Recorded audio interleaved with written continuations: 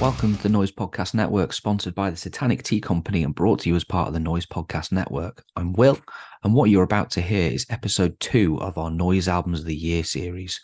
In this episode, I'll be talking to Charlie of melodic post-hardcore heroes As Everything Unfolds, the dynamic duo Queer Hardcore Death Goals with Harry and George, and last but certainly not least, we will be talking to Serena, vocalist and guitarist of post-metal, black gaze, post-hardcore, kind of a bit of everything, really. One of the most amazing bands around, in my opinion, Svalbard. There's also a nice little bonus round in there for you. So that's what you're going to hear. But please do make sure to follow us on Twitter at Noizze Podcast and Instagram at Noizze Podcast Network. You can find us on the main site at Noizze UK, Facebook, Instagram, and Twitter. Like and subscribe on YouTube. Be sure to listen wherever you get your podcasts, including Spotify, Apple Podcasts. And if you do fancy checking out our Spotify Essentials playlist or want to buy some merch, we've got some links in the bio. And if you're feeling extra kind, if you could drop us a review on your platform of choice, it helps us more than you think. Hope you enjoy the episode. Well, thank you very much for joining me. So I'm joined today by the lovely Charlie of As Everything Unfolds. How are you doing today? I'm good. How are you? Yeah, all good. It's been a long day already at 7:00. Back-to-back interviews, as is the life. Oh But yeah. I wouldn't change it. Oh, good. Well, that's nice. Yeah. So the reason we're doing this today, as I mentioned to you, is with it being November somehow, everyone starts talking about albums of the year. So if we jump straight into it, the first question that I am going to ask you is, what's your favorite album to come out this year?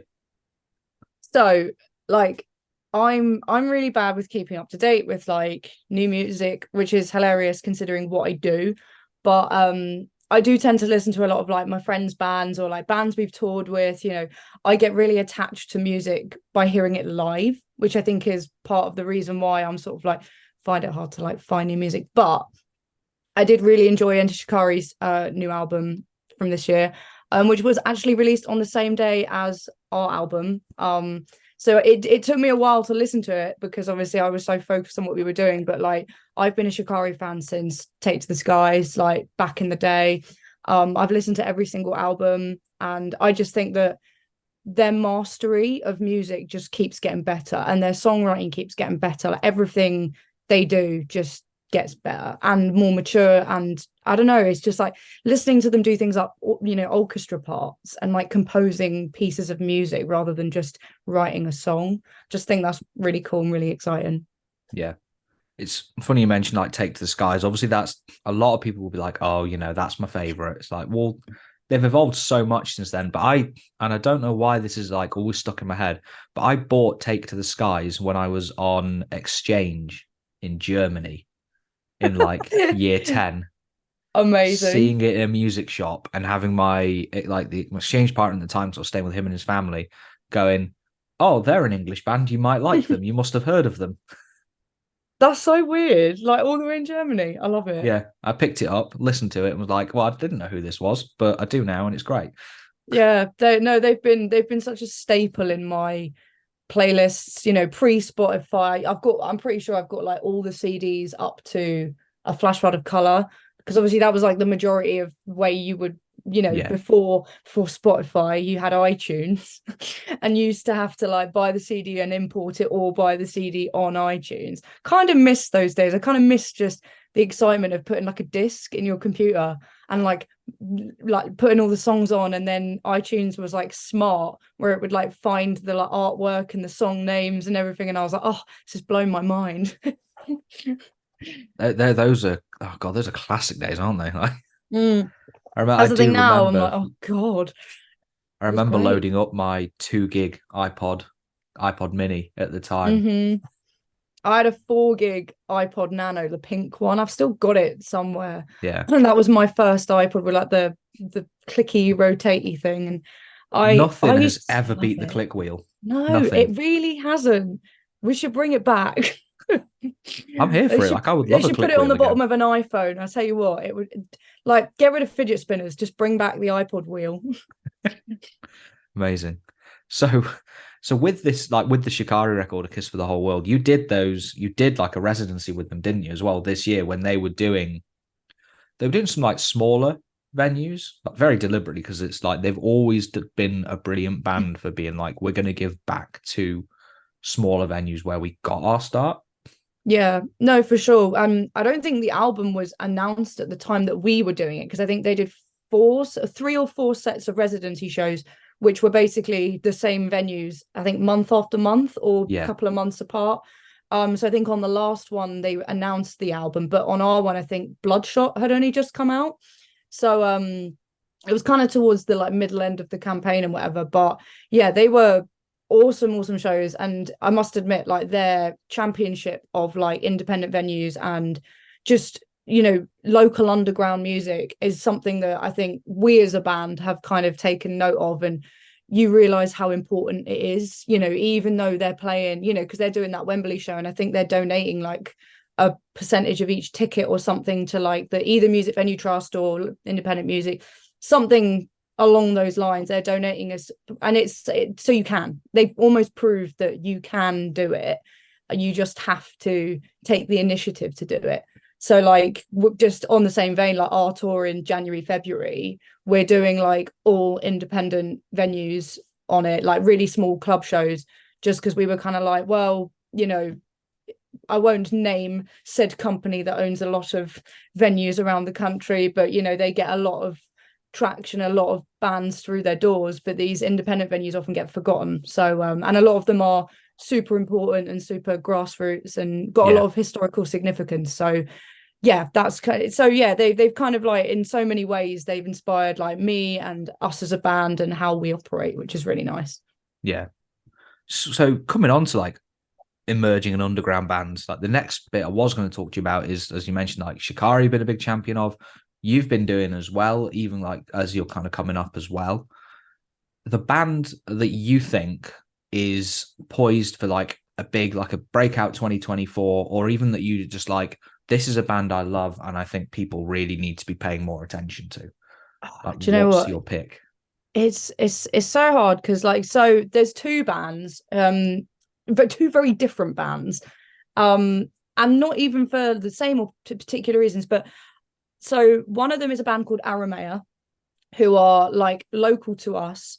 They've been going for like a decent amount of time, but they are one of the tightest live bands I have ever seen, and they're quite like unique. They're like proggy nu metal, female vocal, like a little bit of screaming, a little bit of growling, but the proggy aspect of their music, especially the fact that it's like a modern metal band with a proggy aspect to it, I can't even explain it. Like it's really cool and really unique, and they are so good live. And Whitney is like one of the most flawless vocalists I've ever heard. And I'm just like, why is no one picking up this band? Like they have got so, and you know, their whole aesthetic, like they've really nailed like what they're trying to do. And they just need like one little like pull into the right place. And I think that people will start to take note and whatever. And they're also super nice guys. But another band that I'm absolutely in love with at the moment is South Arcade. They're kind of like, you know, on that kind of old school, like what is it, Y2K or whatever it is kind of vibe. And I'm very much like, I like my music from that era, you know, like, you know, I go back to like Flyleaf and, you know, old school Green Day and, you know, even like, you know, Avril Lavigne's like early stuff, like all that kind of thing. So it kind of like tickles that like itch that I've had for new music, but that's kind of got that same feel that I love about that era. And I just think they're a really exciting, fresh, young band. And I think they've got a lot of potential. Their songwriting is really, really good. So yeah. So I've come across both bands you mentioned, which is really nice. Aramea, I'm sure might have been, I don't know if you've ever posted about them or like one of the other guys in the band has, and I checked them out. I know we've featured them on our new Noizze piece at least once. Yeah, they're really cool. And South Arcade, I'm sure, opened for yours truly when they did their last run here, and I saw them at the Underworld. Yeah, because I remember that show being a nightmare to get to because it was a tube strike. Oh, we love that. We love a tube strike. think I walked more than half of the distance from my house Oh to my Camden. God. So you're brave. I would have just not bothered. I would have just turned around and Ah. gone home. Well, see, now I know I'm never getting Yeah. on another. I'm not doing gigs on a tube strike day again because No. I got on the bus, got a couple of miles into it, and we just like sat there. So I just got Mm, off and walked. yeah. It's quicker to walk, especially when there's Yeah, that many Ubers and taxis and buses on the road with yeah, people trying to.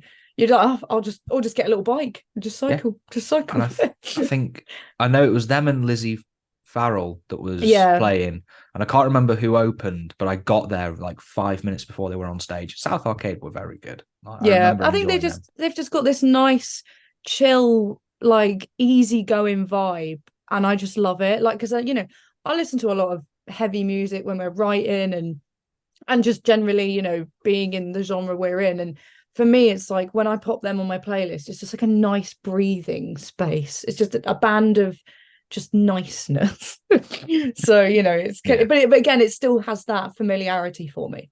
yeah. Well, the 2000s are back in like in a big way now, especially in Mm, like alternative music. Like you said, there's obviously South Arcade doing it on like the lighter end of the scale. But then if you just take one look at metalcore, mm. there's so many, and I'm not saying this is like a bad thing, there's so many bands that are coming up now that are just like, we really like Poison the Well, Early Kill Switch Engage, and Bleeding Through. And I'm like, yeah, so do I. Yeah. God. I can't wait for like the new version of like Asking Alexandria to stand up and scream. That's gonna be the pinnacle of music. I'm not sure I'm as ready for that as you are. I can't wait to see it, just to see what it's like. I'm not saying it's gonna be good. I'm just Okay. saying I just want It's to like, witness it. yeah, I think we're probably about 5 years. When did that come out? Oh, 2008, it must have been like 10? 20. Yeah, I'm trying to think back that when I used to listen to that. Oh, it might be earlier than that, Oh, really? 2009, maybe. Yeah, maybe. I don't really know. You're I feel like right, you're gonna. 2009. Oh, fuck it. I was thinking about like what this is so weird. Right? I have weird like visual memories, like, and I remember like sitting in my media class, like listening to that album, and I think back, I'm like, right. Well, year nine, how old was I? Whatever, blah, blah, blah, what year would it have been? So I was in year nine in 2009. That's why it's easy for me to work out. Yeah. God. I was Yeah. starting uni. Yeah, it's kind of horrid. I'm just like, but it's easy for me to work out because I can Yeah. just go, oh, what year was I in? Oh, whatever year the year was is what year I started like school, like Yeah. in that year group, which is really handy. Oh, definitely. So I'm like, oh, I left. Like, I know that I left like secondary school at sixth form in 2013 because I just know that I was in year 13 in 2014, sorry, because it was the year after. But Yeah. yeah, anyway. But no, I think you're right. Like, there's definitely that throwback that's coming around. And so maybe because what I think I think we're currently in metalcore between 2003 and 2008. I think we're coming up to like the first couple of Kill Switch records, that sort Yeah, of neck of the woods. And yeah. if they came I out in want you know, 2009, I reckon do we're you due know it in one a couple of thing? years. One thing I always have wondered, because like things do come round in cycles, right? And there's Mm. one band that I'm really curious, or like this kind of genre, whether it will have as much of a revival as like everything else has, is bands like Bullet. Because I'm like, That's there are really interesting. elements of it in things like you said about Killswitch, which kind of bridges that similar kind of area, but you know, Bullet, when you actually think about it, like no one else really does what they do, even now, Yeah. you know, especially in the UK. And Yeah. I always think to myself, I'm like, when's that coming back? Yeah. Because that first record was like full on, it was a metalcore record, but Yeah, with like so many like trad influences. And I yeah, think of that yeah. in a similar way that I think of something like Ascendancy. Mm, But yeah, I it's think, so yeah, it's always bothered me. I don't know why, because I see things come and go, and you see things come in and out of fashion in music, and I'm like, when's the Bullet one happening? Like, when's that happening? yeah, will it ever come back round? We'll have Yeah, to wait and see. yeah. You know, Maybe it's my side project.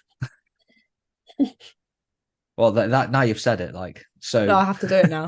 Yeah. It's legally binding. So speaking of future plans, like the last thing I wanted to kind of chat about briefly. Obviously, like, and again, like a little recap of your year, like you said, obviously Ultraviolet came out in, well, same day, so 20 something, 20 of April, yeah, of April. Yeah, it something was of April. April 2023. And I think I'm still listening to it. Hopefully, other people are. But obviously, that came out then. You've done the residency with Shikari. You've done a headline run as well this year. You've supported Electric Callboy. Mm-hmm. Like, you've had a really good year. What's been the highlight so far? Oh, just straight up being on stage during We've Got the Moves. I didn't even have to think about that. I did see that, and I was like, you know what? Because I remember seeing them when they toured the first time they were here. Yeah. And they played not Brixton, Hammersmith. Oh, there we go. Yes, because I was there. I went and saw it as well. Yeah. And I think it was Future Palace and Blind Channel. Yes. Something like that. Yeah. Yeah. No, it was those two. That was the first time I'd seen them. Oh no, it wasn't. I had seen them at Slam Dunk before, but I was so far away, and I think the drummer wasn't there at Slam Dunk that year. So they had it was really odd. So this was kind of the first time that I'd seen them like in their own show, and I was like blown away. I was like, this is insane. It's the biggest party. Oh, it's so good. I was so like I'd never been more excited for a tour. Like, it can be really nervous like going into a tour, because obviously you don't know the people that you're going to be touring with. You don't know them as people. So part of me is always like quite, I sort of don't make too many prejudgments. I sort of stay neutral, where I'm like, I'm not going to be, thinking that they're going to be my best mate, but I'm also not going to think they're going to be my enemy. I'm just going to go in with an open mind and see how it goes, right? Because every band does their own thing, but hands down, they were the nicest band to tour with. They had the best crew. They were so accommodating to us. So it made the whole experience just so much more enjoyable. And then on that last night when I got to go up and do that, I was like, oh, this is so much fun. I remember seeing that on like social media and just being like, you know what? Yeah. That genuinely looks like one of the biggest, daftest, but best moments that you could wish for. Yeah. Other than that, the release of our album. So no, it's like that. I think is like a touring moment. Like for me, was like just that tour in general. Every day was awesome. It was great. And to be fair, Monuments were really nice guys, like absolutely flawless, like super professional. Like, everybody was just amazing. But in terms of like just general like highlights and what we've done, like releasing our sophomore album, obviously, I think was more nerve-wracking than doing the debut album. But people have taken to it really well. Obviously it was a bit harder to kind of battle for like space as such this time round, because when we did the debut, it was in the pandemic, so we had a lot more kind of like press kind of like being like, oh, we're taking things and this. So but actually, all things considered, we still did really well, and people seem to be really interested in what we're doing still, and I'm so grateful that people are still interested. Yeah. Well, it's like you say, it's a conversation. It's come up in a couple of conversations. Like the first record, right? For any band, you've got all the time in the world. There's no expectations. It's not that it doesn't matter. It's that you can just take as long as you need, and the people it matters most to are you. Yeah. And there's no like external expectation. But when you come to that second record and you've got a few people in your corner and you've got some fans, and it's like, shit, are they going to like this? Are they, are they going to, how do we push as a band? Is it right? What's the right turnaround time? Like, are we releasing it too late? Are we releasing it too soon? It's like, and I expect so many variables. Harder. Yeah, there's so many variables, and arguably the longer it goes on, the easier and harder it gets. And talking about future plans and stuff, and kind of bringing it back round, like we are so conscious of the time limits, and but also leaving space for Ultraviolet to breathe and still enjoy that time. But we are writing we're sort of midway through writing whatever the next thing's going to be. I don't want to say whether it's an album or singles or what, like we haven't really decided. We're just sort of writing, and we've got some other stuff going on behind the scenes that we are excited about. And I think that hopefully what happens is going to be able to take whatever we're doing to the next level. Which, you know, we've done both of these albums on a very small label with minimal budget, and they've been amazing. It's not critical of them, it's just the nature of the situation. Like when we signed to them, we were quite literally a local band.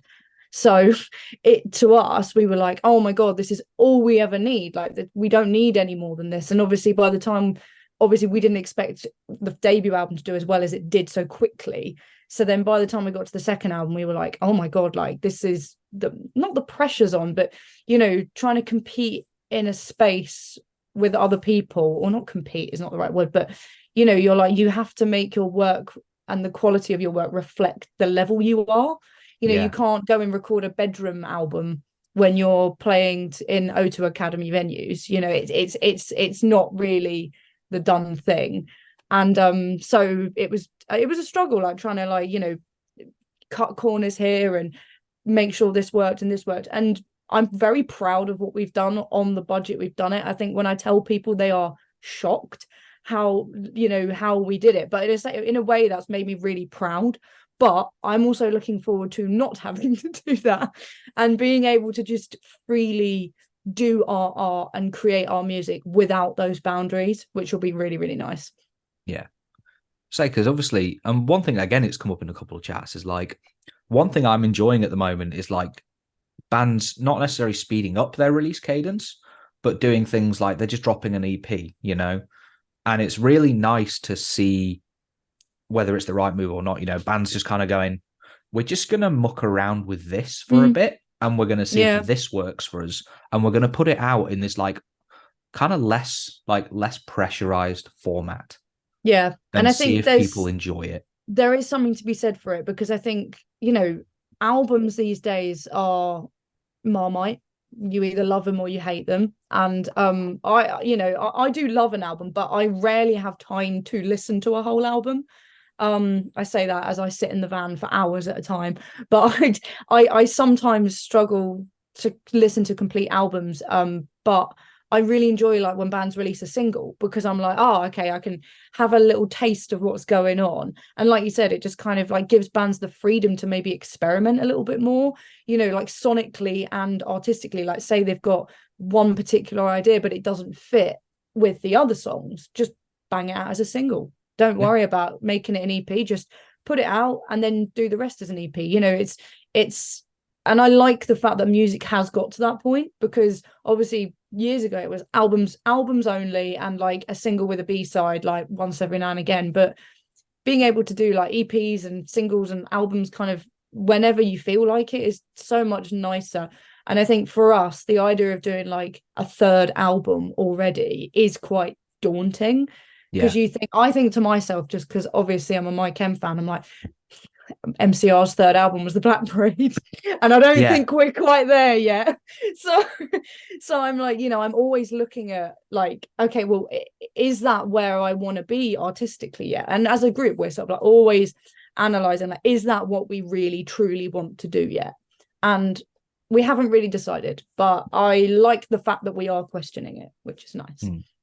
Yeah, the fact that you're able to ask yourself that question instead of going, oh, well, we have to do an album because it's what everyone else does.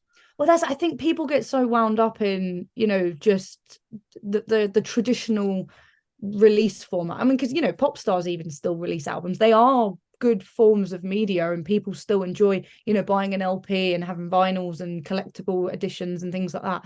But I do find the casual fan, which, let's be honest, is the majority of music listeners. Oh yeah, just go on a Spotify playlist and singles. Yeah, cool. I like that track. Yeah, bang it in my playlist. Like that's kind of the extent of what most people's music listening habits are. Yeah. And, you know, obviously, like you say, that's not a criticism. It's simply what people have the time for. I'm like that. Admittedly, I am like that. That is what I do as a music creator. I am the worst nightmare for myself. And I think it's genuinely, I do wonder if, like, some of the, you know, obviously there are people outside of it, but like some of the, maybe one of the major groups of people that have the time, well, not necessarily, or essentially have to make the time for albums, it's journalists. Yeah. Yeah, because we're the ones sat there going, like, this is our bread and butter, you know. Yeah, I think that, like I said, there is a time and a place, and there is definitely a call for it. And I'm not gonna sit here and be like, we're never making an album again. No, that's stupid. I love making albums. I feel like they do give you a sense of like creativity that you can't get, like an extended. And I really like doing the whole deep dive, lyrical concepts and visuals and storytelling concepts. So for me, an album is important for my storytelling, but I do feel that it would be nice to just mix up the game a little bit, For sure. Just, everybody gets a bit bored every now and again. Yeah, no. And like I said, no, I love albums the same, for similar reasons. It's like it's a whole world, an album. But sometimes you don't, sometimes you just need like a little short story or something. Yeah, it's great. Yeah. Yeah. Well, anyway, that's everything. Thank you so much for joining us today. That's all right. Thank you very much for having me.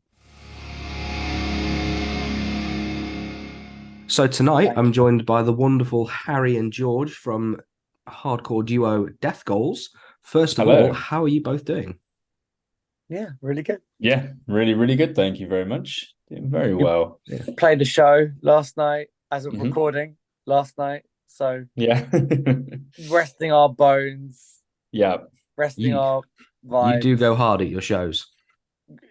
Officially, we do go hard. Yeah, yeah, all good. Enjoying a wrapping up of 2023 and the wondrous year that it has been.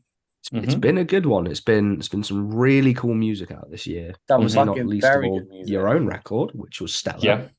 Thank you. It does not feature on my list. Don't you worry.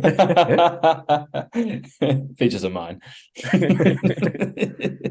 Yeah, you can't. You told me what it was before. You're actually changing it. Yeah. I've chosen our own record. Yeah. So, speaking of 2023 roundups, then, so getting straight into it, my first question, I don't mind who goes first.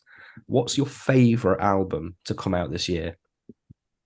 Groggins, you go first, baby. For me, and Spotify technically classes an EP, but I'm going to say it's a record because it's long as hell. The Portrayal of Guilt record, Devil Music, just unbelievable. The way of going into like the first half with the heaviest music possible, and then doing a whole second half of the same but chamber music.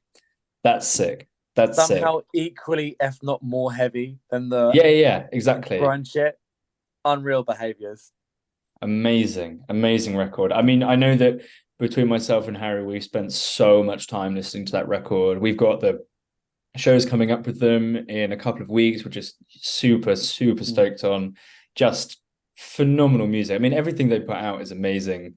They are collectively one of our favorite bands, and Devil Music was no different. Just flawless record.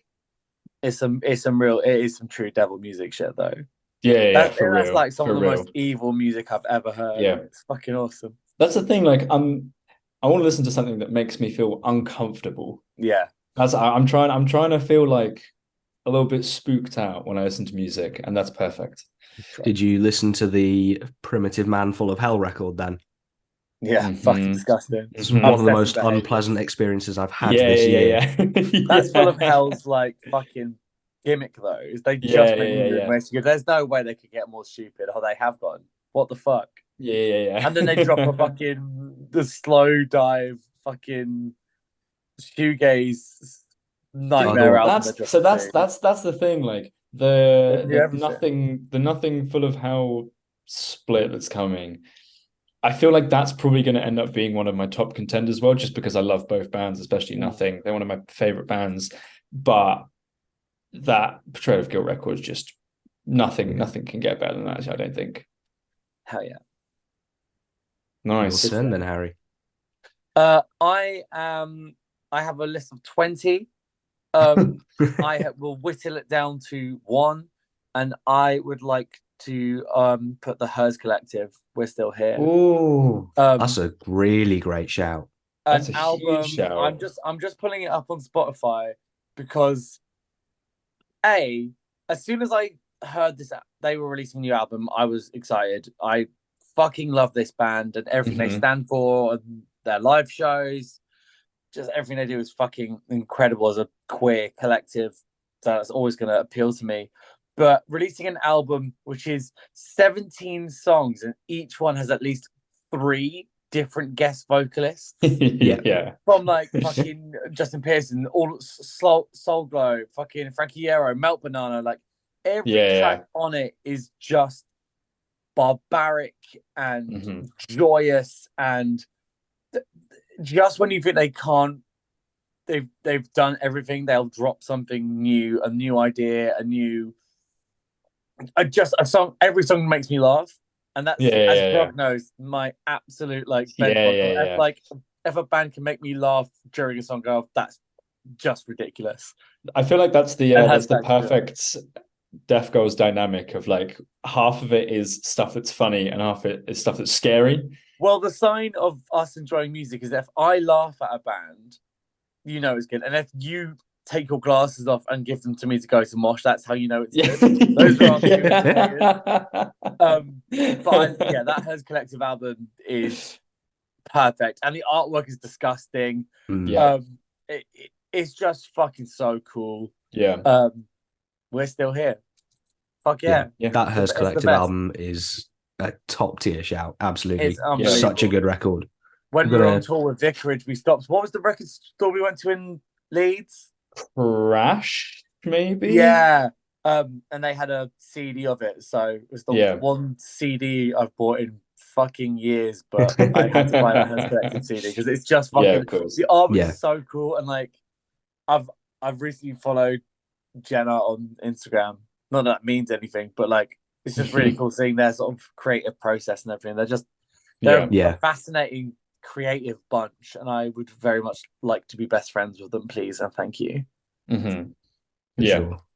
Okay, 2 really good shouts. The next thing I wanted to ask you about, there's always that kind of like, what's the, I don't like saying like chasing the next big thing, but ultimately like there's going to be a ton of bands who are criminally undersung, as well as bands that are like getting that recognition and maybe on the cusp of some absolutely massive moment.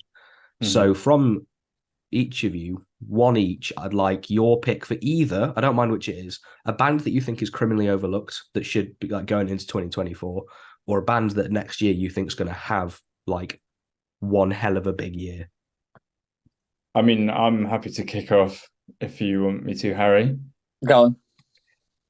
So for me, and you mentioned them already, Harry, but it's got to be Vicarage. We took them on tour back in May, and I mean, as well as being just the nicest group of people with just the most fantastic work ethic, they are unreal. They are unreal.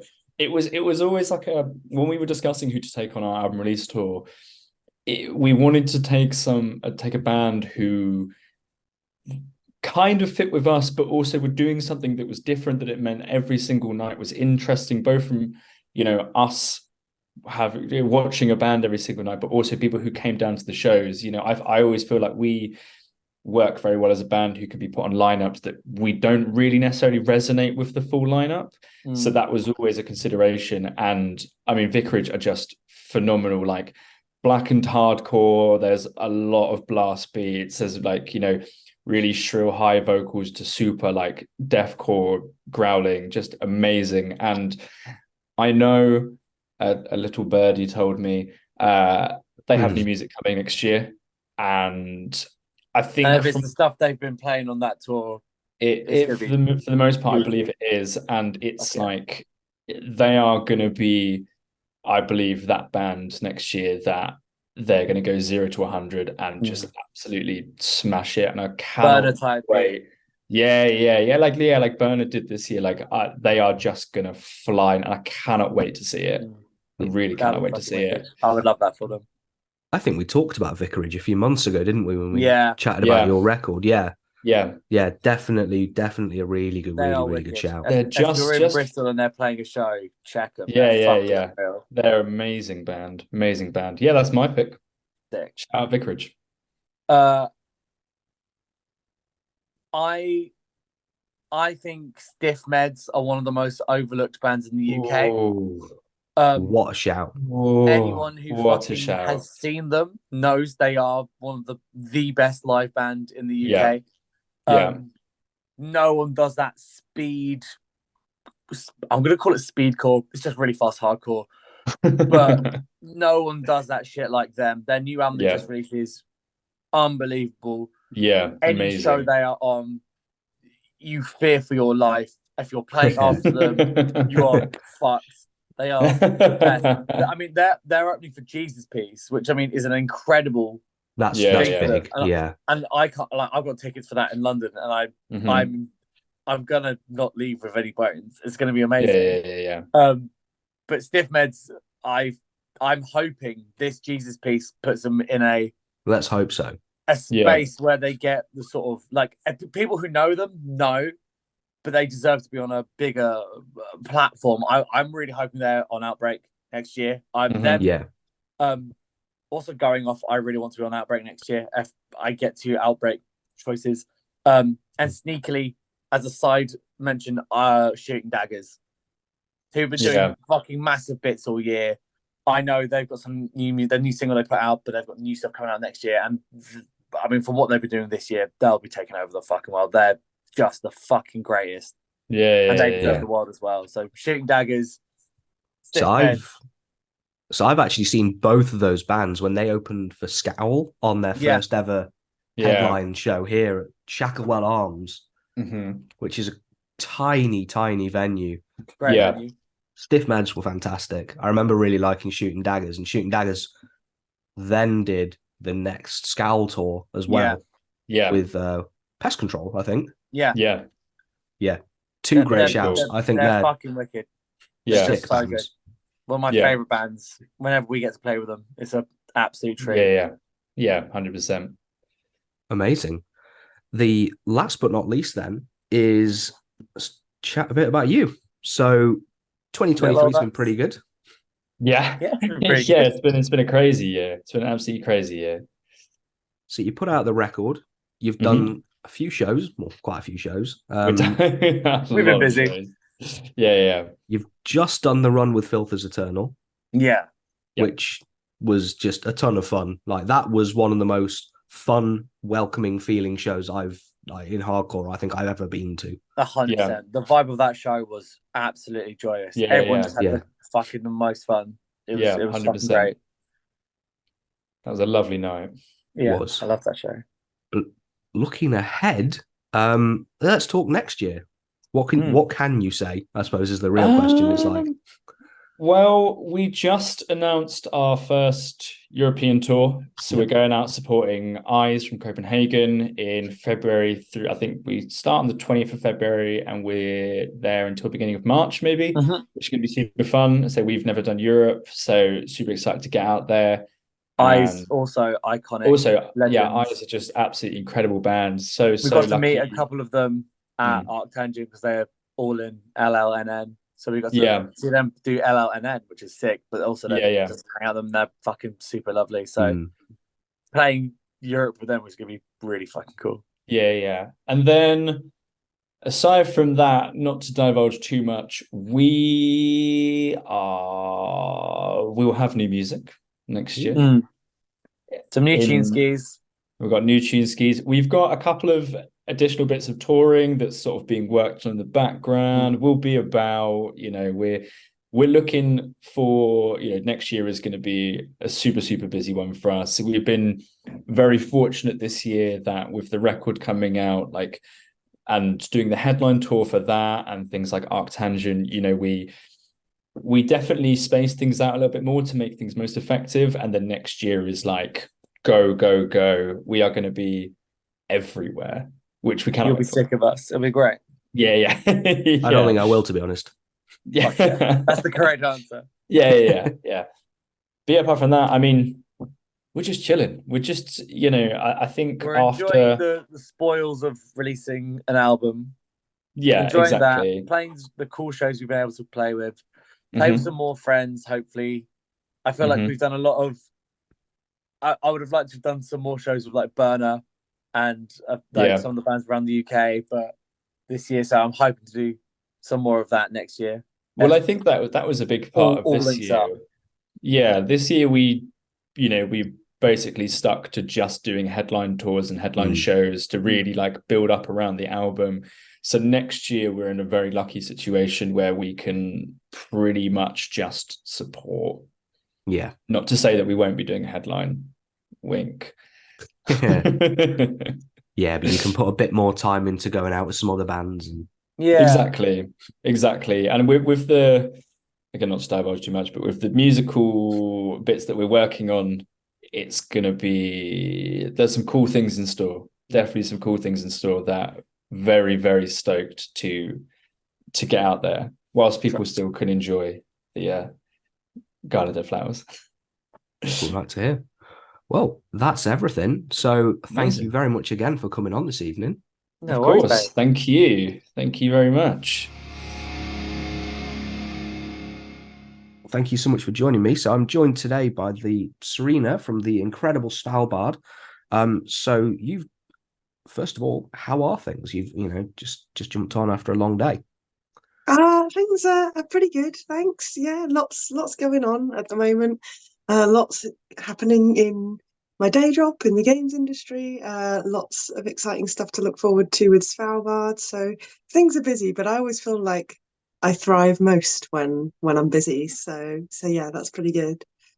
Wonderful. Glad to hear it. So now, as I mentioned to you, we're doing this because it is somehow late November and it's the right time when everyone starts thinking about albums of the year lists. So in lieu of making people rank things, because it can be incredibly taxing, what I like to do is instead just say, like, try and pick out what you think. So, and obviously this is getting straight into it. Like, the first thing I wanted to ask is what do you think is your favorite album that's come out in 2023?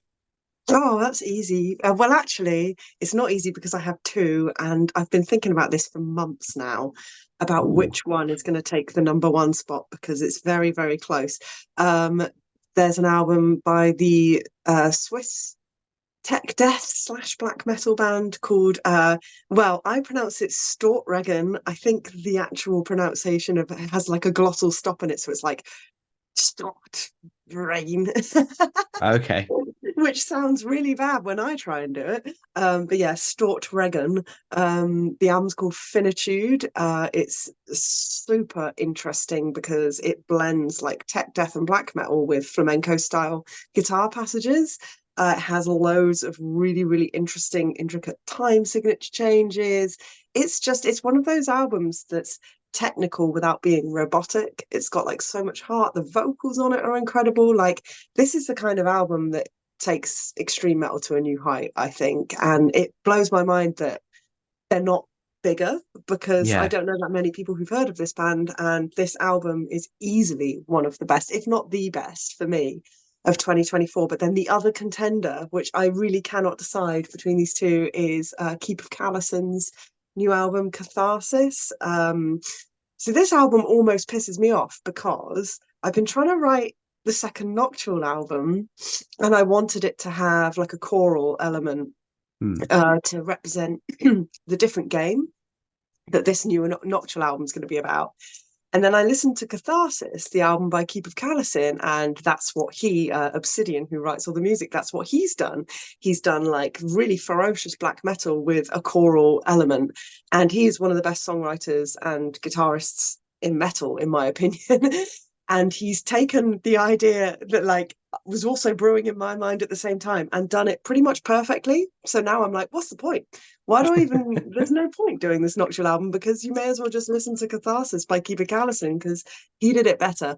But yeah, again, he has like a really interesting way of resolving melodies. They don't always resolve in the way that you think they're going to. And that lack of predictability is what makes the album so exciting for me. He's got a real kind of, a real way with melodies. And yet, you know, it is melodic, but it's also ferocious. So Catharsis, I mean, this is it. It's either Catharsis by Keep of Calison or Finitude by Stortregen. Both absolutely incredible albums. Yeah, I feel like, and I don't know why this is, I'm getting deja talking about this the Stortregen album. I feel like we talked about this. When did they last release a record? Yeah, we probably did. They released Impermanence a couple of years ago, which I probably talked about around the Yeah, because release I of the remember thinking that album was fantastic. So I didn't know they'd got a new one out. So Oh, that's shot straight to near the top of my pile for Get This in My Ears, along with Keep of Callison. Because I've not actually I knew that one had come out, but I hadn't heard it yet either. So that's and I've Danny filed my lists already. What am I supposed to do now? You shan't be disappointed with either. I mean, yeah, Impermanence by Stortregan, which came out a few years ago, is also a masterpiece. But Finitude, the new album, it just takes it to a new height. Like it's a work of art. Hmm. I do again, like I say, I remember really loving the way that the guitar was used. Like you said, the flamenco, the melody, that was really, really because you mentioned that, technicality can sometimes you get stuff like tech death that can feel like overly robotic. And I'm not big on that. I need it to have some heart. I need it to have some soul behind it. And I think that's what appealed so much to me about that one as well. Definitely. There's what I always describe it as breath. It's where you can feel like the breath behind the guitar and that makes it feel human, or like behind the music where yeah, there's kind of it's technical, but that's not all there is to it. Like it doesn't Mm. feel like music that's being treated like a sport as to who can play the fastest and the most complicated thing. There's actually a reason for why those riffs are the way they are, and you can hear that in the album. Okay. That's a really interesting way of describing it, actually. Okay. Two albums that I definitely need to check out then. I should have plenty of time over the weekend, hopefully. Okay, yeah. So the next bit I wanted to talk about is bands for 2024. And this one's, the kind of the point, because again, people will be saying, okay, who's gonna be like the next, not the next big thing, but who's gonna, who's poised for an amazing year in 2024, who's on the cusp of greatness, or is there a band that people really need to hear about, people that you think are just not listened to anywhere near as much as they should be? Oh, I've got to have an answer for both of these. So, Love for it. the band who I think are poised to have a really special year in 2024 is Heritoire, the sort of atmospheric, melancholic black metal band from Germany. They released an album this year. They released an album the same day as us, actually. And it is absolutely beautiful. And that you're just seeing them grow, seeing them do loads of exciting tours. And I think, yeah, I haven't seen them live yet. So hoping 2024 will be the year I get to see them live. And I just think we're going to see them playing some cool festivals, doing some great tours. Yeah, and I'm really, really excited to see where their new album takes them, because it is an amazing album. And then, in answer to your question about a band that everyone should be listening to, it's obviously Zetra. They're doing pretty well. Like they've got a tour with Will Vallow from Him coming up, which will be really exciting for them. They got loads of cool stuff coming up. But considering how beautiful their music is and how emotive and atmospheric and how they just don't really sound like anyone else, I think they should be huge. Like I'm talking ghost levels of huge. I want to see Zetra at Wembley. That's a massive, massive shout, but I don't, I agree. To be fair, I think Zetra are spectacular. I'm trying to think. I think I saw them.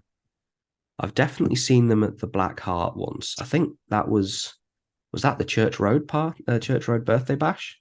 Yeah, we were both there. It was the Yeah, we same were. show. I remember us having a chat at that show. It was Church Road Records birthday bash at the Black Heart.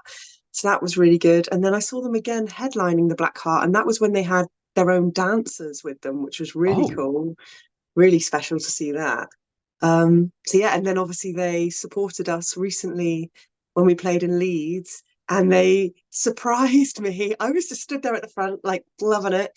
And then they finished their set with a cover of our song, How to Swim Down. And they started playing the notes, and I thought, that sounds really familiar. And then they start singing the words, and I'm just then looking at them like crying, like, oh my God. It was yeah. so beautiful. It was so beautiful to hear them do that song. Can't imagine them with the moment when the recognition hits you, like, oh no, this is the one I wrote, and it's this one. Yeah, the song that I can't perform live because Yeah. No, yeah, that very emotive. sounds like an absolutely beautiful moment. Yeah, no, they are an incredible band. I think I've seen them again once as well, but it was a very different show. It was actually when Employed to Serve played at the Horn in St Albans. I was also at that show. Oh wow, okay. Yeah, I remember. So that was with Burner as well, wasn't Yeah, it it? was. Yeah, I Burner, remember Blackpool, chatting yeah. to I remember chatting to Burner afterwards. Them going, "That was our 10th show ever." And I went, "Liars, really?" Oh, I didn't realize that, or I'd forgotten. Sorry. No, yeah, no, that was yeah, they are a really special band. I'm really really excited. I know they've just started teasing something on social media, so I'm hoping for a new song. Because I'm really excited about them. They Yeah. they they do deserve way more ears on them. So no, fully back that. And Heritoire, you said for the okay. I'll have to have a listen to them as well because again, that sounds like something right up my street, especially in this time of year.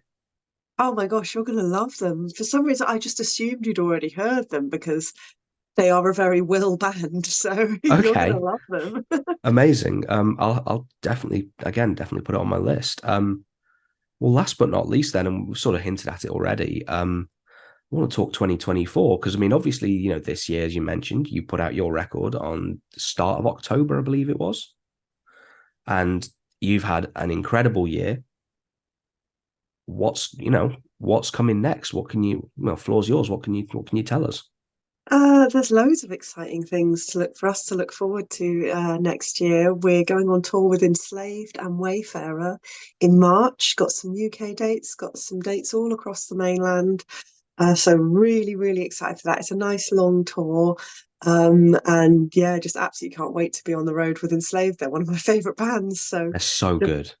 oh, they're ridiculously good, and I can't wait to watch them play every night. It's really, really exciting for us to be on that tour. We've got some festivals announced. So we're playing Into the Grave in the Netherlands. We're playing Summer Breeze in Germany, and a couple more to be announced, which is always good. Like doing the summer festivals is so much fun. I've always lucked out because every time we play these European festivals, a load of the big power metal bands I like play on the same day. So I've got to see Powerwolf like 6 times in the space of a year. um, so yeah, I'm excited to see which power metal bands I get to see with that as well. I'm writing the new Nocturnal album at the moment. It's going really slowly. I've hit a wall. Like, to be completely honest, I've hit a wall, having a nightmare with the drum programming. I'm trying to do a lot more this time around, to the point where I'm probably overthinking it. There's a lot of layers going on. There's a lot of different things that I'm trying to weave in. And I was really inspired by the latest Ghost album, Impera. It does this thing where it has all the riffs in the intro, and then they bring them back in the last song, Respite on the Spitalfields, in a different way. And it's just one of it's so like it's such a powerful thing to do when it's done properly in an album, to kind of bookend it with that kind of musical journey and progression. And that's something I've been trying to incorporate into the Nocturnal album, not in the same way. It doesn't sound anything like Ghost, but yeah, trying to incorporate that kind of like a movie, so what you would call a leitmotif. Yeah. Have that refrain sort of sliding in and out at regular points throughout the album. Yeah, it's a minefield. I'm writing way above my station. I don't like when I wrote the first Nocturnal album, I was in a shared house and had like other musicians to help me program the drums and help with when I hit a wall with these things. And now it's just me. And yeah, I'm really kind of feeling that this time around. But I'm excited. I'm excited for it to be done. Yeah, and then hopefully much more touring plans with Svalbard as well after the festival circuit. Amazing. I mean, that Enslaved tour, when you announced it, I just thought that's going to be like a real dream, because they're such a phenomenally good live band as well. And Heimdall is such a great record. Oh, definitely. Heimdall is one of my favorites. So, and they're one of those bands for me. They just get better and better. Like, there's no weak spots when it comes to Enslaved. They Mm. really do put the prog into progression. Oh, Um, absolutely. Yeah. yeah. So, yeah, it is a bit of a dream tour for me, that one. Yeah. I think, honestly, when it comes to people doing really exciting things with black metal, it's like proggy, especially. I think it's them and Isham are kind of where I'd normally go to. It's kind of like Yeah. if you want the really forward thinking stuff. I've probably, and I don't know if we can guess or talk about it, but I've got a pretty fair inkling. You mentioned there's a different game inspiring the new Nocturnal album. Yes. Can I guess, or are you kind of keeping that as a secret for now? I'm keeping it as a secret for Cool. now. No, It's totally Dave the fair. Diver. I am excited though, because I did really, really like the first one. So I'm looking forward Oh, to that. thank you. Thank you. I mean, I can tell you now, it's definitely not Starfield. Yeesh. What a disappointment, Bethesda. I remember because I have Game Pass and I installed that on launch day and went, I'm so excited for this. And I think about 4 hours in, I left to go do something else and never came back to it. Yeah, it's boring. It's a And that boring really game. saddens me. Yeah, I know. I know. It is a real shame, isn't it? Come on, Bethesda. Sort Yeah, it like out. we've seen what you've done before. Come on. Yeah, but then that's the thing, isn't it? It's so hard to make Mm, lightning strike twice. that's true. Yeah. But then, in a year where we've got Baldur's Gate 3, where lightning did strike twice with that developer, if you look at it, we had when we got Divinity 2 Mhm. and Baldur's Gate 3. Oh yeah, Larian are in their stride at the Oh moment, yeah. but then I think it's such a labor of love for them. I interviewed them at the Golden Joystick Awards, Yeah, so that must have been amazing. oh, it was incredible. I got to meet Neil Newman, who voiced Asterion, and yeah, Sven, the CEO of Larian, and they won 7 awards that night, which was really fun to see. Yeah, they're really sweeping the end of years, and I'm not surprised. Oh, it's completely deserved, Oh isn't yeah. it? Like, I mean, admittedly though, it's not my game of the year. It's number 2 for me. Okay.